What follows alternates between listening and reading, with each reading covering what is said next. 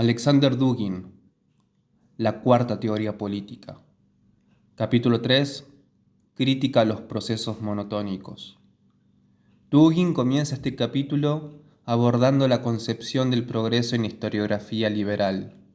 El concepto central que se ataca aquí es la valoración incondicionalmente positiva del progreso modernista. ¿Qué es lo que Dugin quiere decir con esto? A todos alguna vez nos ha pasado de criticar algún fenómeno de la actualidad y que al hacerlo se nos acusara de retrógrados, anticuados y reaccionarios. Podríamos señalar el eco del que se han hecho muchos medios masivos de comunicación en el orbe después de que la Suprema Corte de Estados Unidos anulara el fallo Roe vs. Wade, al haber calificado tal hecho como un retroceso en los derechos reproductivos de las mujeres. Nótese aquí y en muchos otros ejemplos cómo aparecen indisociables la dimensión ética y la dimensión temporal, es decir, el plano axiológico y el plano cronológico. Otro ejemplo es todo el conjunto semántico de los insultos como cavernícola, involucionado, primitivo, etc. El pasado se adhiere a las connotaciones negativas y el futuro se homologa a todo lo positivo.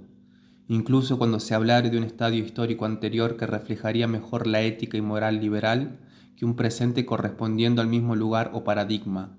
Póngase de ejemplo al Irán secular previa a la revolución musulmana que instalara en el poder al ayatolá. Esta asociación no desaparece, pues se lo señala con la frase paradójica de «el futuro que no fue». Veamos, por ejemplo, los usos vulgares y mundanos de las palabras evolución y progreso. Estas palabras a primera vista pareciesen tener una connotación positiva. Por ejemplo, el progreso de la nación es nuestra prioridad. Su carrera personal ha evolucionado bastante. Pero si prestamos atención a las palabras y qué es lo que realmente dicen, encontramos que son palabras totalmente neutras y que es el horizonte ontológico liberal en un giro ideológico quien les dota de una connotación arbitrariamente positiva. Progreso no es sinónimo de mejoramiento. No es lo mismo decir su cuadro de cáncer va progresando a decir que su cuadro de cáncer va mejorando. De igual manera, la evolución y la perfección son dos cosas totalmente distintas. Por ejemplo, nadie puede afirmar que la gallina sea un velociraptor perfeccionado, aunque sí todos podamos afirmar que la gallina sea un velociraptor evolucionado. Nadie puede afirmar que Disney ha perfeccionado sus películas en el presente, pero sí que con el paso de las décadas, Disney ha tenido una evolución espantosa. Esto ocurre porque en la ideología liberal el tiempo es lineal por un lado y por el otro, y como resultado de lo primero, el telos, que es el final como meta, y el escatón, que es el final en el sentido sintáctico y cronológico, se homologan. Este optimismo histórico, o mejor dicho, esta clausura del destino, es una característica fundamental de las tres teorías políticas modernistas de Occidente. Proviene del positivismo vulgar que vuelve las ideologías en cientificismo. Es por ello que la idea del progreso histórico monotónico deviene en axioma. En cuanto a la primera teoría política, la sociología liberal en la vena de Herbert Spencer, sostiene que hay continuidad entre las sociedades humanas y el comportamiento colectivo del reino animal. Por lo tanto, se erige una bastardización del modelo darwinista como verdad en el entramado de factores fundamentales que conducen al hombre a través de su devenir histórico. Así para Spencer, mientras una sociedad sea más competitiva, fomente más la lucha y la presión por la selección natural y la supervivencia del más fuerte, más natural será tal sociedad. Es decir, en una sociedad donde los fuertes sean dejados en su máxima expresión de libertad y donde los débiles sean abandonados para arreglárselas por sí mismos y donde la competencia por recursos no esté arbitrada de ninguna manera, más perfecta será la sociedad. Spencer explícitamente adscribe al liberalismo la pertenencia y cercanía a este orden natural. En el modelo de Spencer, esta continuidad entre la esfera humana y el reino animal conoce dos momentos claramente delimitados. Uno primitivo, en el cual la presión evolutiva selecciona guerreros, comprendiendo históricamente la prehistoria, la Edad Antigua y la Edad Media, seguido este por un segundo momento que se constituye por la edad moderna y la edad contemporánea. Es aquí donde la evolución favorecería y premiaría la competitividad y el florecimiento de sociedades pacíficas y productivas. Es claro el paralelismo con el discurso popperiano. Básicamente, para Spencer, la opresión y superioridad de las castas altas, fuesen señores feudales o dueños de firmas financieras como BlackRock, se justificaría bajo el discurso cientificista del darwinismo social y el mejoramiento de la especie humana. El ejemplo económico de esta dinámica es el de los takeover o adquisiciones masivas, por los cuales un conglomerado compra capitales más pequeños que ellos. En el discurso de la supervivencia del más fuerte, la compra de Lucasfilms por parte de Disney sería la continuación del mismo proceso natural por el cual el león alfa mata o exilia a los leones betas de la manada. No solo eso, sino que en un país con pocas restricciones de mercado y con poca o nula seguridad social, es decir, en un estado sin bienestar, quedarían justificados el retraso y la precariedad del pobre. Es decir, si una persona diabética muriere por no poder comprar insulina, sería justo, pues obedecería a los principios del darwinismo social y la muerte infértil del más débil. Alan Greenspan y Ben Bernanke son quienes idearon el modelo de la bolsa de Wall Street como el nuevo terreno donde las dinámicas propias de la relación depredador-presa tienen lugar en los países noratlánticos. Aquí Dugin expande sobre esta construcción discursiva, pero creo que con esto basta para entender la idea planteada. Finalmente, el punto cúlmine de esta filosofía moral la encontramos en Ayn Rand y su objetivismo. Para ella, en una sociedad de libre asociación donde hubiere respeto irrestricto por la propiedad privada, el pobre será objetivamente malo en su incapacidad de valerse por sí mismo y de interactuar de manera productiva de modo significativo con su sociedad, y el rico será siempre bueno al haber cumplido con todas o la mayoría de las posibilidades que el entramado social y productivo le ofrece. Es decir, para los objetivistas, George Soros, Klaus Schwab, Peter Singer y Bill Gates son los más buenos de los buenos y nosotros, vos y yo, somos los más malos de los malos. Ahora voy a presentar una serie de notas personales para que luego ustedes expandan sobre ellas personalmente. La primera es sobre todo el trabajo del Dr. Edward Dutton, que se basa en demostrar que no solo el sistema social moderno de Occidente no selecciona genética sana, es decir, que no es darwinista en el sentido eugénico, sino que además son las poblaciones de los países que fueran los primeros en industrializarse y los grupos sociales con mayor poder adquisitivo, donde la presión evolutiva no existe para nada, dando como resultado altísimas tasas de enfermedades congénitas, crónicas y degenerativas, la reducción pronunciada del cociente intelectual y la debilitación en ambos sexos de los rasgos dimórficos, como pudiera ser la caída pronunciada de testosterona en sangre que tiene lugar en la población estadounidense. La segunda es que el libre mercado es tan libre como la idea de que un campesino podía llegar a ser caballero en la Edad Media. El short squeeze de GameStop es uno de los muchos ejemplos demostrando que las firmas financieras internacionales se comportan de manera similar a una nobleza feudal en cierto sentido, donde a los individuos ajenos a tal casta se les prohíbe participar de facto en tal sistema, aunque de jure tengan el derecho. En el caso del short squeeze de GameStop, los corredores de bolsa, por petición de los grandes grupos inversores, cerraron el mercado a los accionistas particulares, activando una cláusula que no estaba en ninguna ley o constitución explícita, pero sí en el reglamento social de la institución financiera global.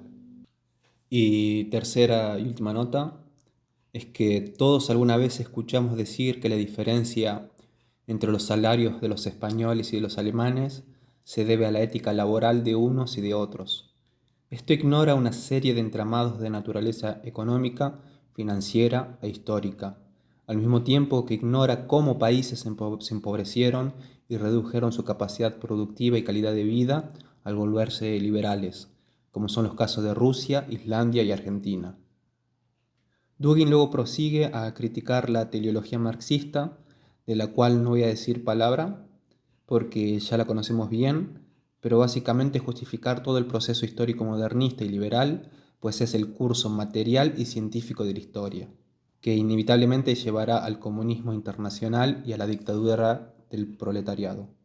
Por ejemplo, Dugin señala que según Marx y Engels, la diferencia entre los socialistas y los reaccionarios anticapitalistas, como fueran los federales argentinos o los bandianos franceses, dos grupos del siglo XIX coetáneos a Marx y Engels, es que el marxista debe celebrar el triunfo del capitalismo y de la burguesía, pues es el prerequisito necesario para alcanzar la etapa histórica del comunismo, siendo por ello que para el socialista, la derecha anticapitalista, el fascismo, es un enemigo aún mayor que la burguesía, lo que nos lleva a la tercera teoría política.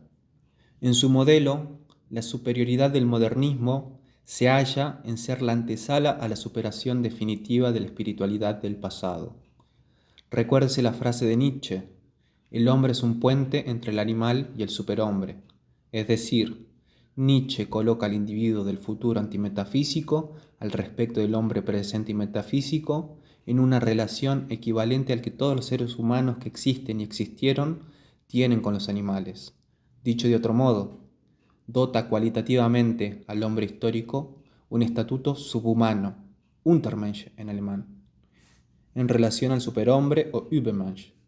Así, el superhombre estaría en derecho de disponer del hombre como el hombre dispone de los animales, sin contar que esta postura denigra a las sociedades del pasado, sea la Grecia, la India, el Egipto, etc. Así la sociedad fascista se ubica a sí misma en un heliocentrismo histórico ptolemaico, algo que Spengler condenara absolutamente, y como agravante está el hecho de que la licencia moral y ética provista por la visión fascista se basa en un mundo del futuro, es decir, en algo que no existe efectivamente.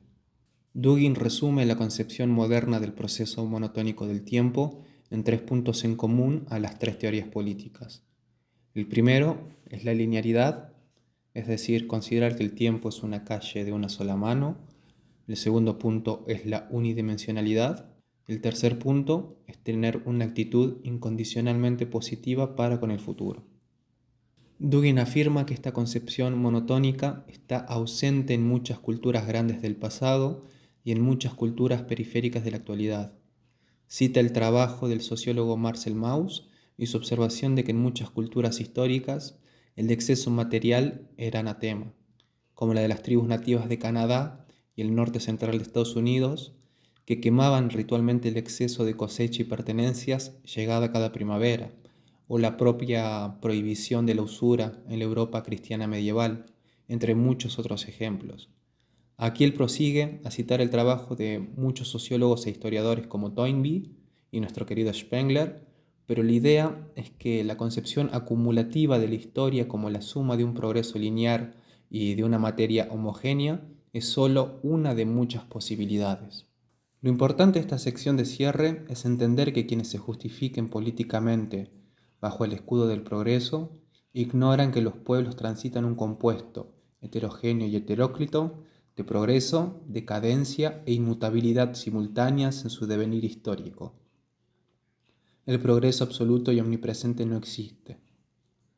¿Cuál debiera ser entonces la postura de la cuarta teoría política? Dugin la resume en 4 puntos. El primero es estar a favor de la vida.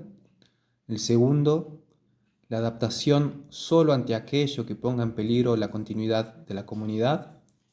El tercero, la preservación de los valores éticos y fundamentales de la tradición. Y el cuarto, dignidad y admiración en la repetición y lo mundano de la vida diaria, es decir, buscar el equilibrio político. Es más fácil entender de manera concreta estos puntos si nos referimos a su antinomia, que sería, en primer lugar, la banalidad de la muerte, que es la política oficial de Occidente, aborto, eutanasia, la guerra como justificativo de la acción humanitaria, como en los casos en que la OTAN mató a millones de personas en Libia, Siria, Irak y Afganistán, etc., como justificación de que los valores políticos están por encima de la vida humana. El segundo, el progreso por progreso, es decir, el progreso como fin y como medio simultáneamente, defender institucionalmente y de modo incondicional los planteamientos morales y éticos de los colectivos periféricos y la reevaluación de lo que tradicionalmente se consideraba tabú. Esto también es política en Occidente, véase la despenalización de la zoofilia en el Código Penal de Canadá. El tercer punto sería transformar sin recaudo ni meditación el entramado de la vida diaria de los individuos, de la comunidad, por medio de la tecnología o del poder estatal para fines políticos. La escuela normal de Sarmiento es un gran ejemplo.